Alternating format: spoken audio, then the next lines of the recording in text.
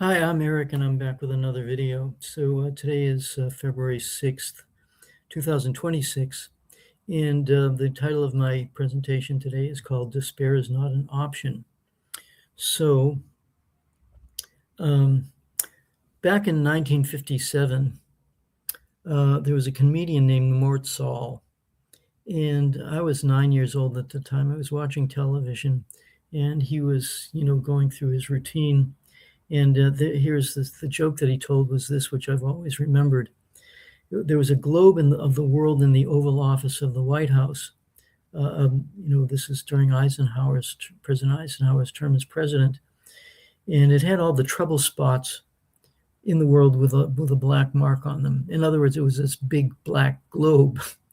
So I thought that was pretty funny at the time, although things were looking rather grim then. If the whole world was one big black globe, and that was back in 1957. So here we are in 2026, and I ran across an article that somebody sent me talking about current events, and it was on the Ron Unz website, and I won't send the link to it because it's too depressing, frankly. But what he's saying is that there's a kind of like a cabal of financial interests and Zionist interests, which is trying to take over the world through Greater Israel and Greater United States. And he says that the project operates through financial networks and media and cultural influence and political lobbying and military leverage and control of key policy levers by all these factors. And they shape, foreign and domestic policy in ways that serve Israeli strategic interests and economic goals. And he argues that these mechanisms are being exported globally as a template for domination. And of course, we have to remember that when the Soviet Union fell, there was this idea of project for the new American century, or the neocons came up with this idea that the United States was going to control the world. And this is not a new thing. Back in the end of World War II, Henry Luce of Time magazine was talking about the American century. So whether you want to talk about the Israeli influence in politics and trying to take over the world, or the Americans, it really doesn't matter. The point is that there's this kind of cabal of people who want trying to get total control. And we see this manifested in various foreign interventions, kidnapping Venezuela's president, bombing Nigeria, bombing Syria, empowering Al-Qaeda, which was basically used to destabilize countries, even though we said that we were against it. There are many, many examples of this. And of course, the coup in Ukraine was, that was staged by the United States in order to capture its resources and get ultimately weaken Russia and take over Russia. So this is a big, long-standing. It's like a multi-year, multi-decade project, and it's daunting to say the least.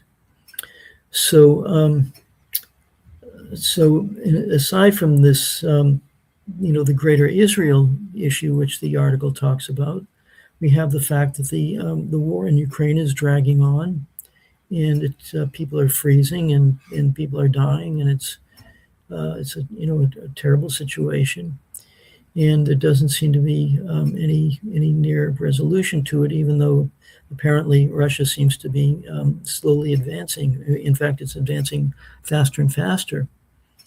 Then you have the Israeli genocide in Gaza, which has been going on for how long.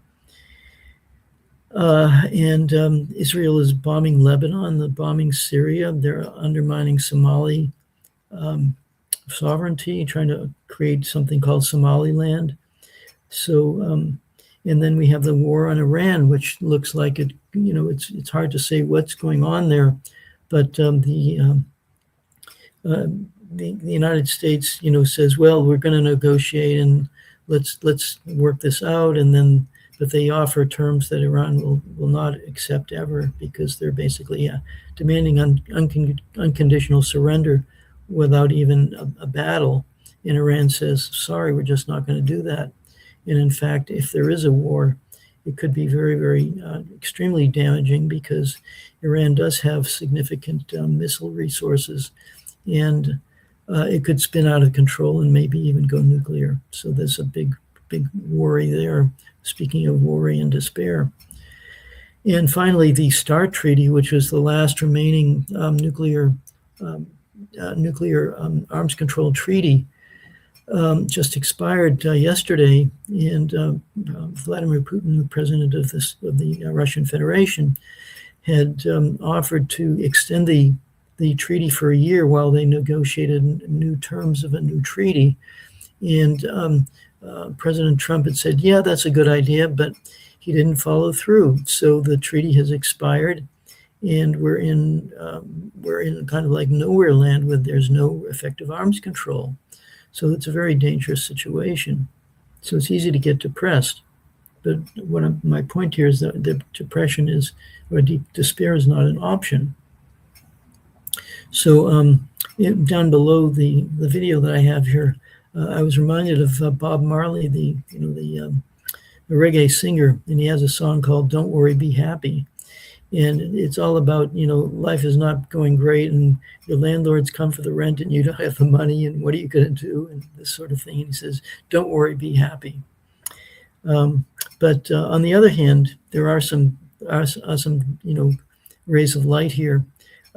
President Putin gave a talk in 2024 in which he said that the vampire's ball is ending.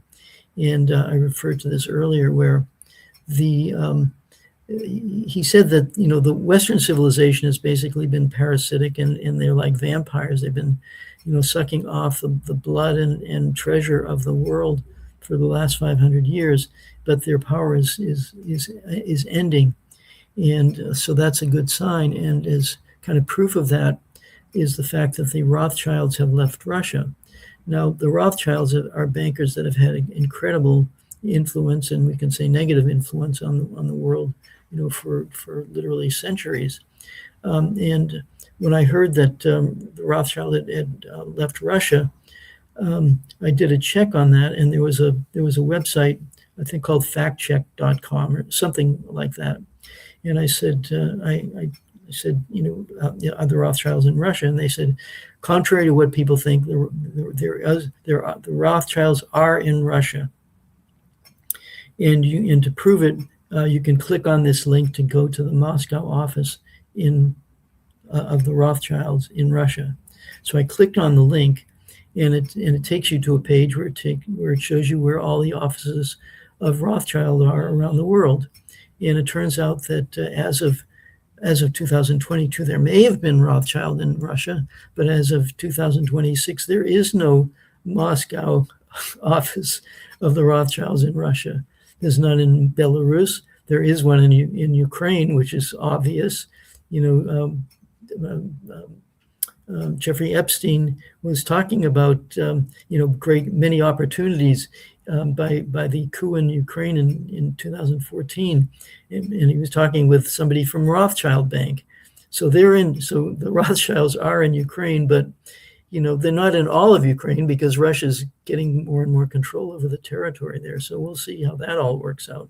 Point being, the fact that Russia realized the Rothschilds are a big problem and they're no longer there, that's a big step in the right direction. There's another, there's a statement that I always remember, which is, don't let the bastards get you down. So it's important, and I'll talk about that in a little bit later. There was an Italian Marxist writer named Gramsci, and he had a motto which was pessimism of the intellect, optimism of the will, which means that even though things may look bleak, we still have to remain optimistic and think that, yes, we can get through this. Hearkening back, you can say, to my training as a Zen student. This is 1971. I was in a meditation retreat, And the thing about these meditation retreats is they can be pretty tough. You're sitting cross-legged for 8 hours a day, and your legs are painful, and your back hurts, and it's tough.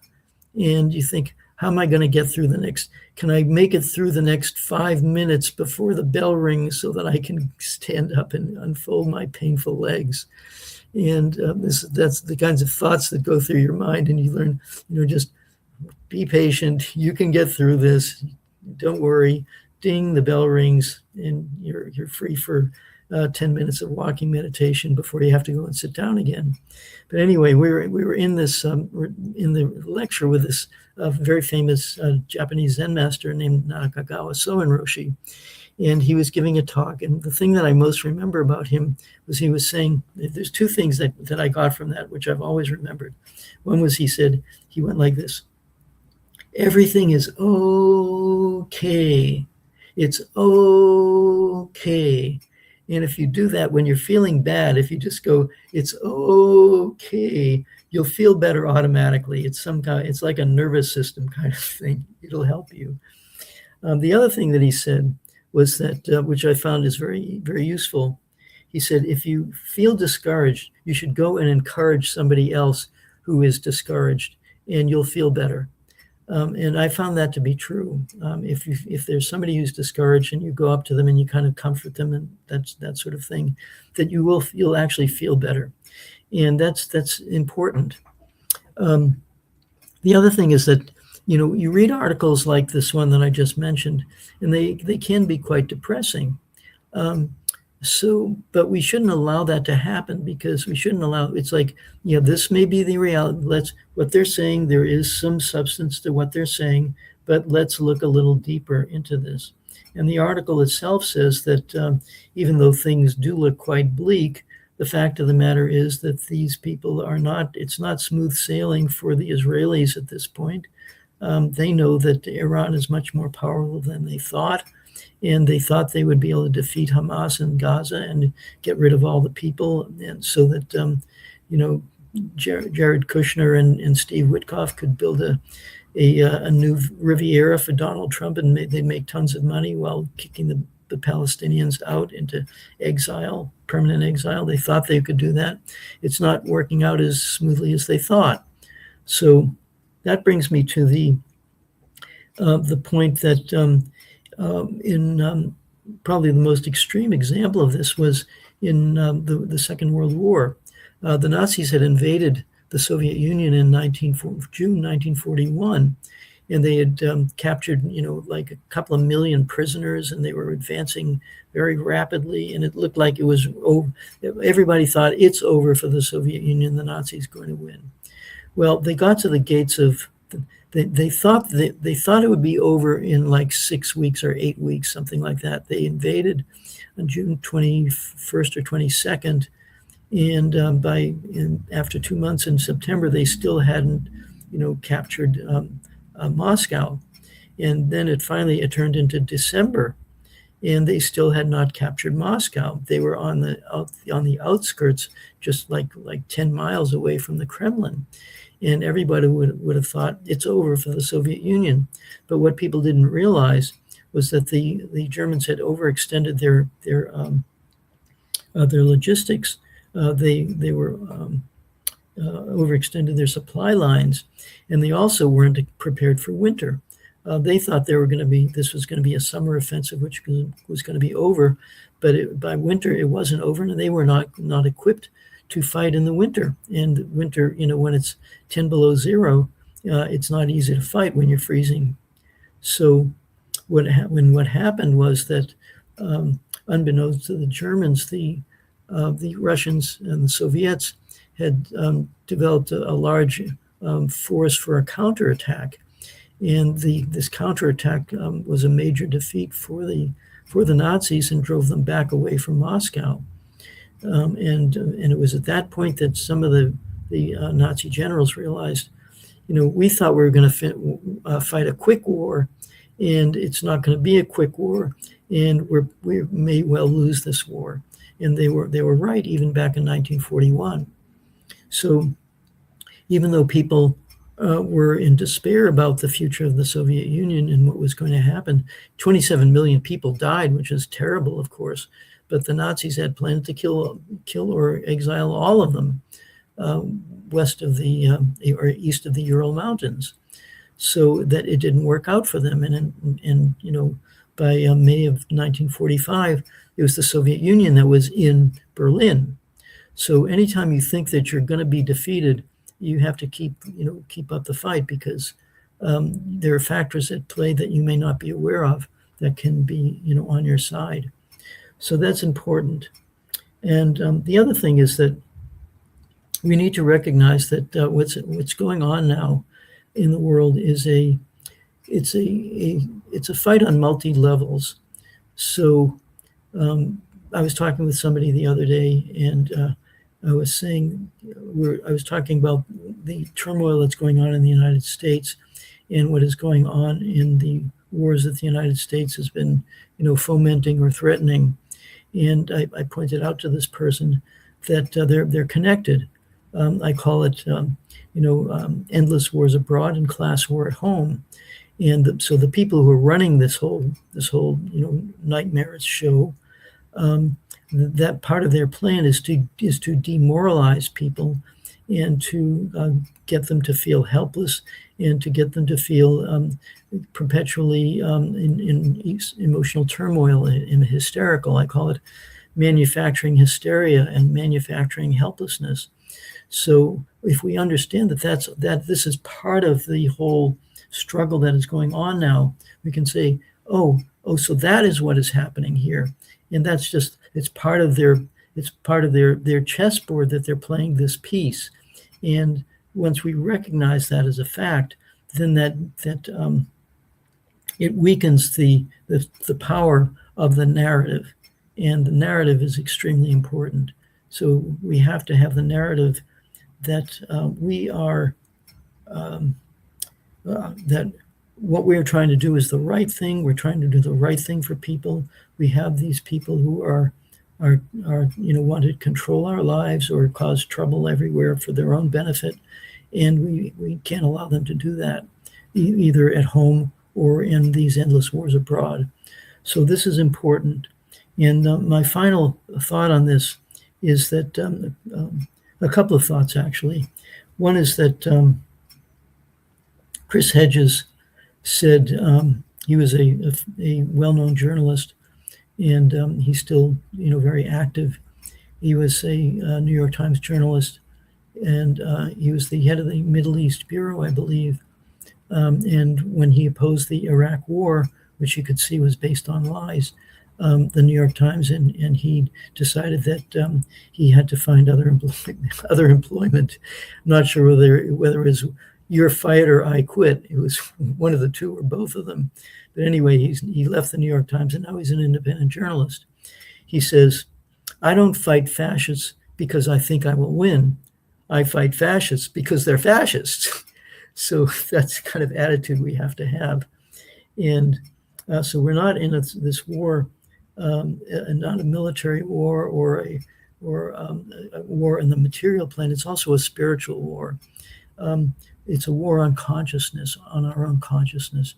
And we have to maintain our courage and our determination to not give in to these kinds of feelings of despair. That's the main point that I'm trying to make here.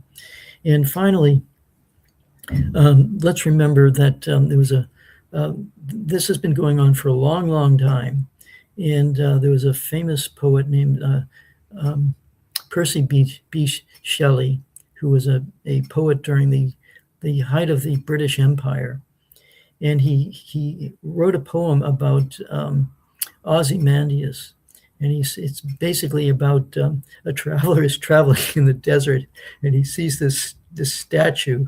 It's very imposing, but there's nothing but desert all around. And on the pedestal of the statue, it says, "My name is Ozymandias, King of Kings. Look on my works, ye mighty, and despair. Nothing beside remains. Round the decay of that colossal wreck, boundless and bare, the lone and level sands stretch far away. Empires rise and empires fall, and the empire that we're in the middle of is in its death throes, and we need to just recognize that, prepare ourselves psychologically and materially for it, and proceed forward and don't give up. So that's what I got to say. And if you'd like to support my channel, I'd really appreciate it by either liking or sharing what I have to say, commenting. You can join as a member, and all of that helps to, further what I'm trying to present here. So thanks again for listening, and I will catch you soon.